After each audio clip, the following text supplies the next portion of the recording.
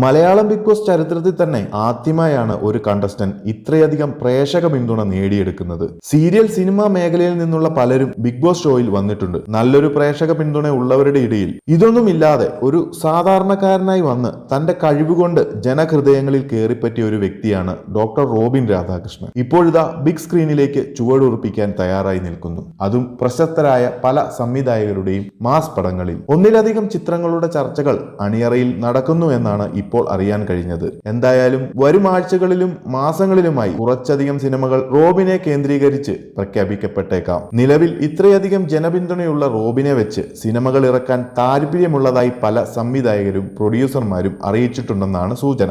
അങ്ങനെ നോക്കുമ്പോൾ താമസിക്കാതെ തന്നെ റോബിനെ ഇഷ്ടപ്പെടുന്നവർക്ക് ഇനി റോബിനെ സിനിമകളിലൂടെ കാണാൻ സാധിക്കും. കൂടുതൽ അപ്ഡേറ്റുകൾ റോബിൻ തന്നെ അറിയിക്കുമെന്ന് കരുതാം.